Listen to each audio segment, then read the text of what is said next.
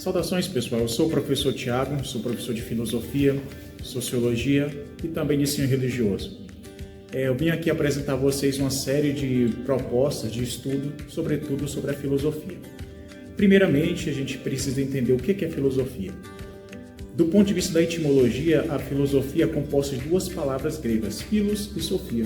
Philos é amor, sophia é sabedoria. Portanto, seria correto afirmar que filosofia é o amor à sabedoria. Só que sabedoria pode ser compreendida também de diversas maneiras. Sabedoria vamos entender como a sede do conhecimento. Só que o que é conhecer? Conhecer é a pergunta básica da filosofia, porque conhecer implica a verdade, que também é outra característica importante da filosofia. Nós, estudando filosofia, percebemos que o conhecimento ela vai ter determinadas compreensões e determinados tempos. O que isso quer dizer? Quer dizer que cada época existe uma maneira de conhecer. Pensamos, por exemplo, as 4 períodos da filosofia, que é a antiga, a medieval, a contemporânea e a moderna. São esses 4 períodos. Cada um desses períodos existe uma maneira de conhecer. Na antiguidade, as pessoas conheciam a partir do mito. A mitologia era muito presente na sociedade e todo e qualquer conhecimento advinha da mitologia. Já na Idade Medieval, todo e qualquer conhecimento era baseado a partir de Deus, inclusive a verdade. E toda a explicação vinha a partir de Deus. Na Idade Moderna, todo e qualquer conhecimento se dá pela ciência. Toda e qualquer explicação do mundo, do homem, da natureza se dava a partir da ciência. E na contemporaneidade, ou seja, no dia de hoje, todo e qualquer conhecimento se dá a partir da tecnologia.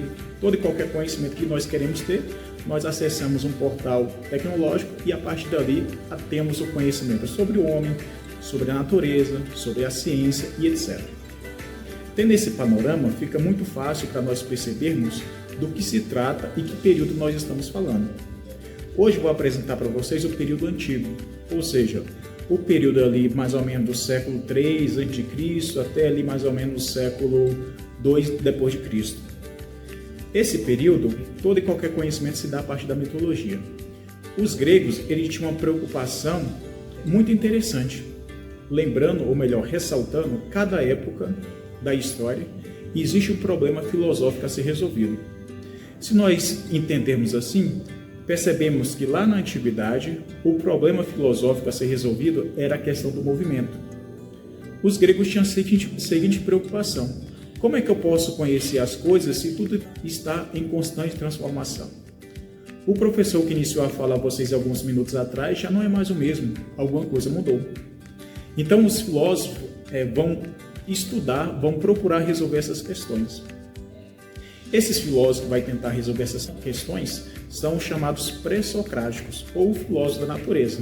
São pré-socráticos porque antecederam os Sócrates.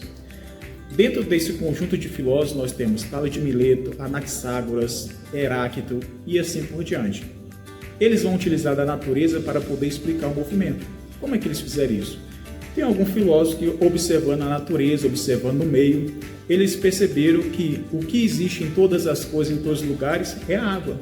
Essa é a explicação de Tales de Mileto. Então ele vai concluir que o arquétipo, a fundação de todas as coisas é a água, porque a água estava contida em tudo. E assim cada pensador vai utilizar esses elementos da natureza para poder explicar o mundo. A explicação do mundo vai se dar então pelos fenômenos naturais, porque eles têm essa preocupação. Como é que eu vou conhecer o mundo sendo que tudo está em transformação? Deve existir algo que está intacto, que permita que eu conheça tudo. Então perceba que a filosofia, de alguma maneira, é algo de pessoas curiosas. E a curiosidade está entrelaçado à filosofia. Dando um pouquinho mais um salto adiante, nós temos outro personagem filosófico de suma importância, chamado Sócrates. Sócrates é conhecido por 2 frases. A primeira é "só sei que nada sei", que muitas pessoas utilizam aí em vários cenários. E a outra é "homem, conhece a ti mesmo", né? Para Sócrates, no que refere ao conhecimento, ele vai entender o seguinte: o conhecimento já está em nós. Todo e qualquer conhecimento que nós precisamos sobre o mundo, sobre a natureza, já está intrínseco a nós. O que é que precisa? Precisa apenas ser extraído. E como que nós extraímos? Extraímos através de perguntas. Quando você faz perguntas até você conseguir uma resposta necessária. Esse procedimento Sócrates chamou de maêutica, que é justamente esse processo, através de perguntas e respostas, você vai perguntando, vai indagando até você conseguir ter uma conclusão sobre determinado assunto. É tão curioso e tão atual que muitos profissionais da saúde, por exemplo, utilizam essa metodologia socrática. Pega, por exemplo, um psicólogo. Psicólogo, você vai lá a um atendimento e vai perguntar o que você está sentindo. Vai fazer uma série de perguntas até conseguir montar um conhecimento sobre aquele evento que está te afligindo.